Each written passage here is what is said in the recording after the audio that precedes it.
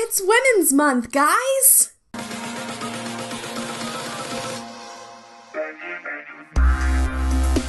Hello, and welcome to Geek Devotions, a show from a couple devoted geeks devoted to letting people know that they are loved. I am Celeste, and we are so super excited that we are going to be celebrating women this month. All month. Now, guys, I can hear you in the back of your head. Don't hit that button. Don't go away. You stay right there. I'm watching it because this is not just for women. Yes, we are celebrating, we are honoring women in geek culture. We're honoring geeky women. We are honoring women in general. But that doesn't mean that you have to go anywhere. Stick around. You may learn something about women. You may decide that some of the women that we're deciding to honor, you want to honor as well. It could be that you get a little bit of insight this month into your geeky women that you know and love. Before we get into today's video, don't forget to like, comment, and subscribe down below. Also, if this video touches you or makes you think of someone that you really think that it will touch them, please share it with them. We don't want you to share it with people just to share it with people, but be intentional.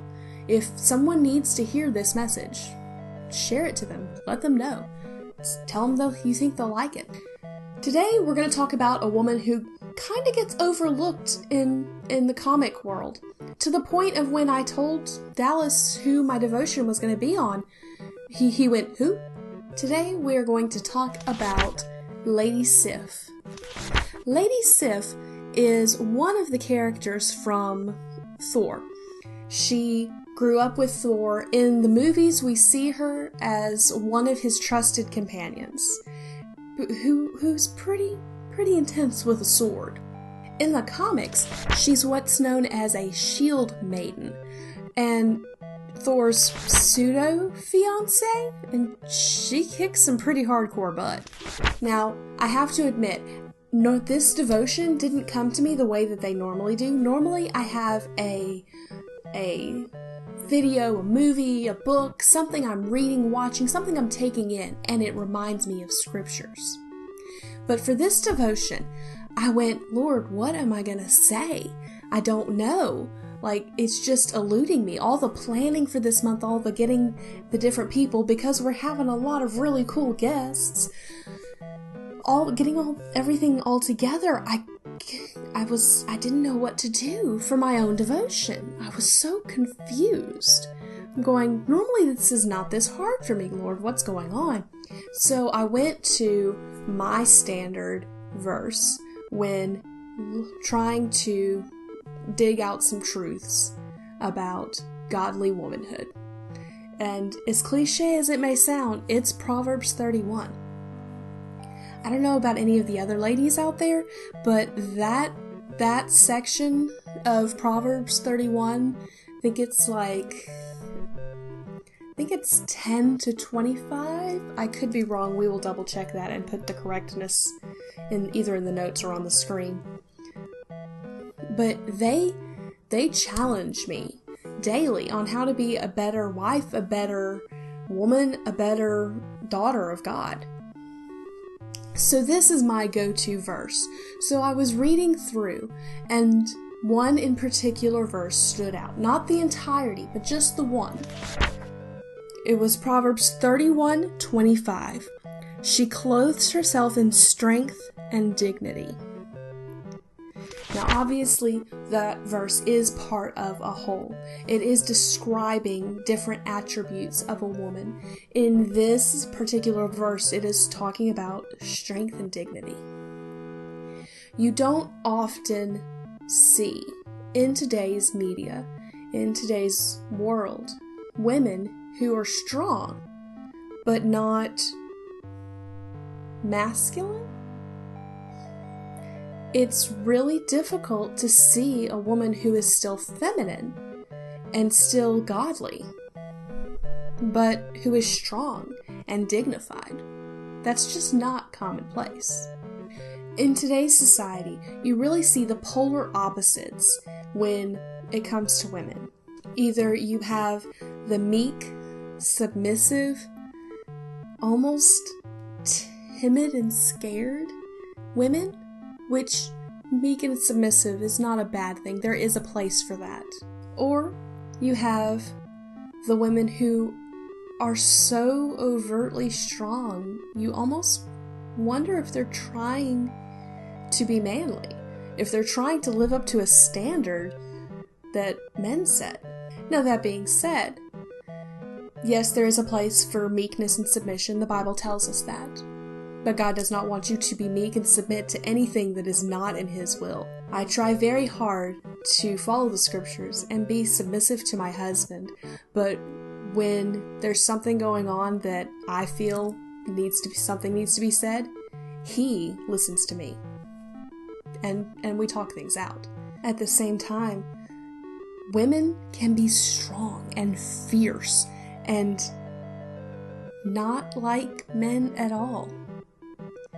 True, godly women strength. Godly women strength. Is that a thing? It's a thing now.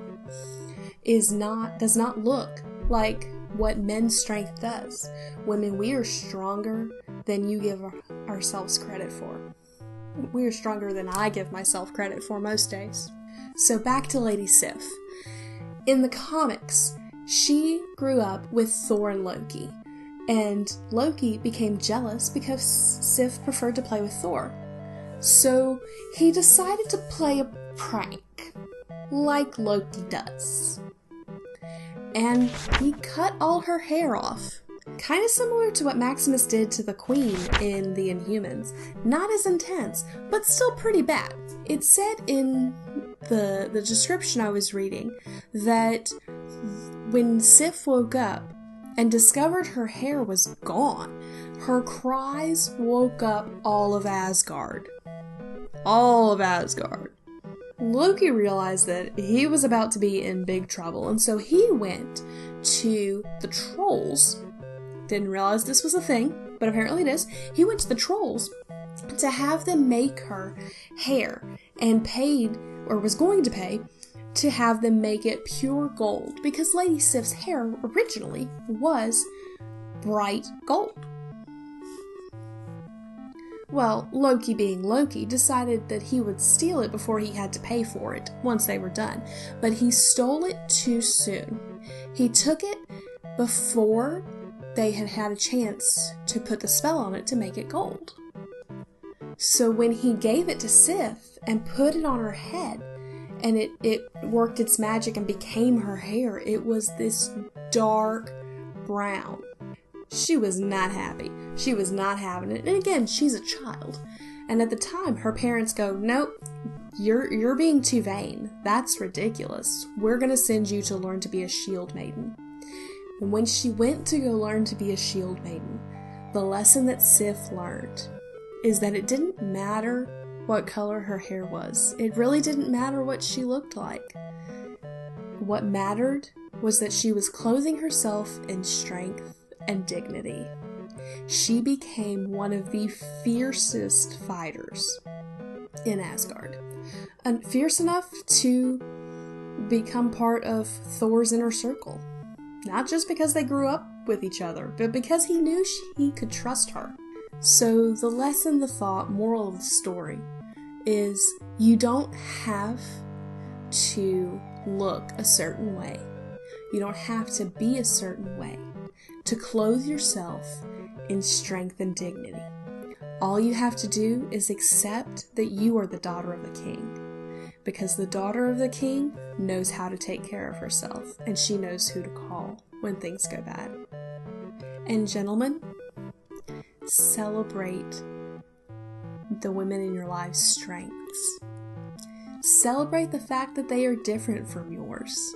The fact that they complement yours. The fact that they think of things differently and in a way that you would never think of. Because that is an asset to you. Well, guys, that is today's devotion. I hope you enjoyed it. I hope it made sense to you. Because again, this one was kind of one that was turning over in my heart, and it came out a little odd on paper, so I hope it came out okay on camera. Don't forget to like, comment, and subscribe. And also, this Sunday, we are so excited because the podcast, Comm Talk, is going to have Dallas's sister, my sister-in-law, and one of my very dear friends, Damara, on there. And we're going to have some good discussion. I'm really excited for y'all to hear it. Question of the week. Who is a woman that you look up to? A woman that you admire? Could be anybody. Could be a lady in comics. Could be a lady in politics. Could be someone you know. Me personally, one of the ladies that I look up to, that I strive to be like, that I greatly admire, is a lady in our church. She's been there for years, and she prays for everybody. I love to go with her when she prays for people, because just listening to her pray makes me feel, A, like I need to do a whole lot better when I pray, but B, it makes me strive to be better, and it makes me feel closer to God, because the way she talks to Him, it's such a beautiful relationship, and I strive to be like that. I strive to encourage other people to be closer to God just by doing what I do. Okay, guys, have a great week. Stay devoted. Peace and love.